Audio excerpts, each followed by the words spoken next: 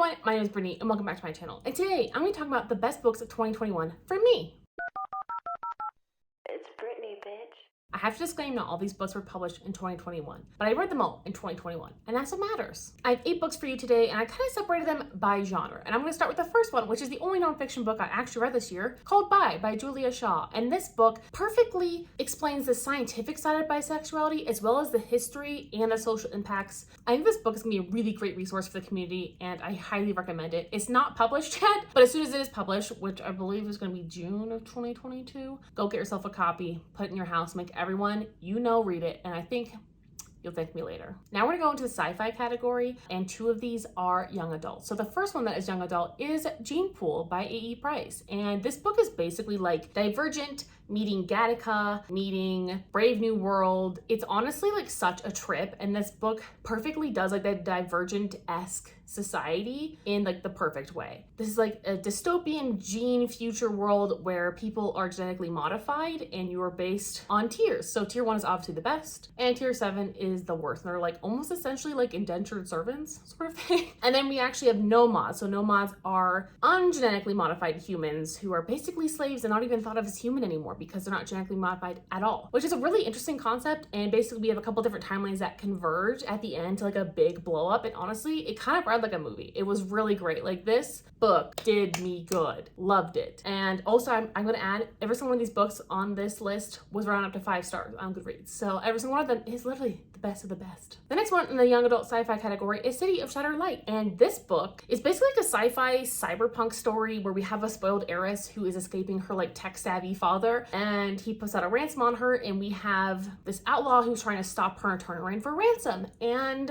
there is a bisexual love story in here, and a bisexual love triangle, I might add, and LGBT found family. And honestly, this book just kind of did it for me what Six of Crows does for other people, because honestly, I saw a lot of comparisons between Six of Crows and this book, but this one did it better and with a sci-fi cyberpunk theme. And different planets, so the world building in this was amazing. And if you're looking for that sci-fi, cyberpunk, different planets, spacey kind of thing, this is definitely up your alley. In the last sci-fi category, we have Project Hail Mary, which actually won the award this year for Goodreads for Best Sci-Fi. Our main character, Ryland Grace, has no idea who he is until about 10% into the novel, and then he wakes up to find the entire crew of the spaceship dead except for himself, and he has no idea what he's doing out there. And then he finds out that he is literally Earth's last hope in defeating an undiscovered alien species. There is a lot of science in this book, so if you don't like science stuff, you may not enjoy it, but I think even for a layman, this is good science stuff and it is explained really well. There's also a sidekick in here I can't tell you about. Love this sidekick, and you'll find them later in the novel. And honestly, this book, it ended really well too. It kind of ended in a way I didn't expect, and I completely see why this won the sci-fi awards. I think it was well deserved.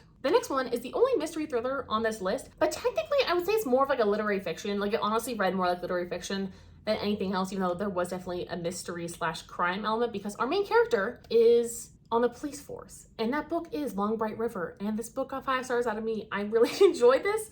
This book is like over 500 pages, and I finished it in 2 days. I can't even tell you how the fuck I did that, but I was just so entrenched in the story, and I was just so into it. I just couldn't put it down. I really couldn't. We're following Mickey, who is a patrol officer in Northeast Philadelphia, and her sister, Casey, is a sex worker as well as a drug addict, and she's trying to find her sister because she's gone missing. And on top of that, there's been a slew of murders in the area that she's trying to figure out what's happening to these sex workers. There's a lot of little plot twists and turns in this, and it's a little dramatic, and it has kind of like that rainy feel. Like this is a really good like fall read. It just feels like the rain is just coming down on you constantly. There's a lot of little family dramas. There's a lot of mysteries in our own character's past we're trying to figure out as well. And I honestly just loved it, and I couldn't put it down. The only thing that could kind of deter you from this story is there are no quotation marks, but for me, it didn't bother me in the slightest. They just had dashes when someone was speaking, and it kind of reminded me of a police report, which felt kind of fitting for our main character anyway. And I really enjoyed it. Like if you like family drama, if you like atmospheric books, if you maybe like some crime books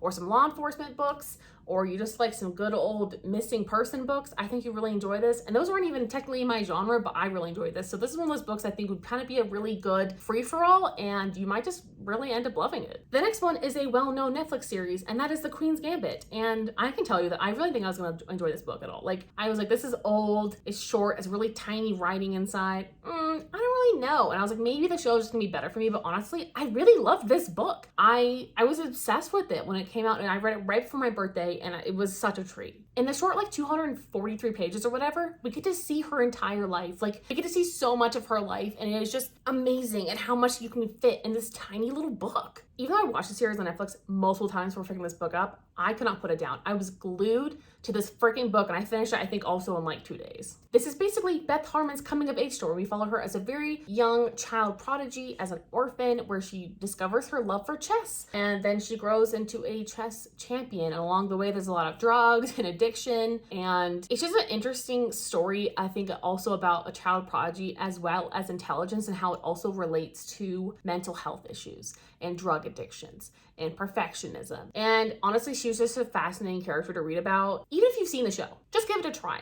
I really ended up loving it, and I'm surprised at how much I did. I even put it on like my book list to like own. So like that to me says what a new favorite it is. The last two on my list are romances, which is probably a surprise, but I think I'm kind of getting back into romance as one of my genres. And the first one is Actor Age Eve Brown. This is the last book in the Brown Sisters trilogy, and I'm obsessed with it. I'm obsessed. I feel like every single book got even better, and Eve was just such an amazing character to read from, and I just freaking loved her. So basically, Eve is told, hey, listen, we are not gonna give you more money until you find yourself like a steady job. And so she drives out into the country, she finds a bed and breakfast that needs a chef, and she decides to be a chef. And in the meantime, she runs over the bed and breakfast owner, who she develops a relationship with. And it's such a funny book. It is so heartwarming. It has great smutty scenes. It is just delicious. And also when she ran him over with her car, I literally cackled out loud. It was so freaking funny. I can't even describe it. I think this whole series is a delight. I am obsessed with this book. I would definitely recommend it. I recommend the whole series, but if you're going to read only one book out of the series, I'd read this one. And the last one may or may not be surprising, but it's The Unhoneymooners by Christina Lauren. And this book,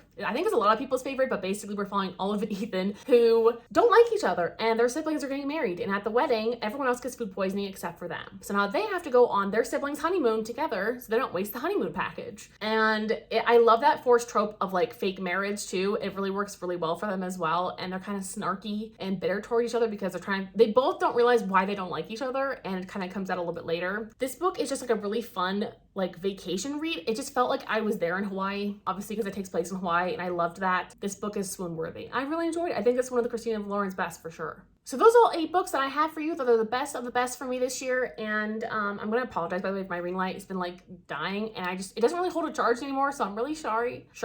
I'm sorry. And also it looks like I live in a piss bowl. I can't figure out how to get some of this lighting right. I don't know what's going on. Anyway, if you know how to fix this, let me know, because I film on my iPhone 13 Pro, and I just can't figure out how the fuck to get everything not to be yellow in the background. So anyway, if you know, let me know, please. And upcoming, I'm going to have the worst books and the most disappointing books. And those are a very long list. Anyway, I'll talk to you guys next time. Like, subscribe.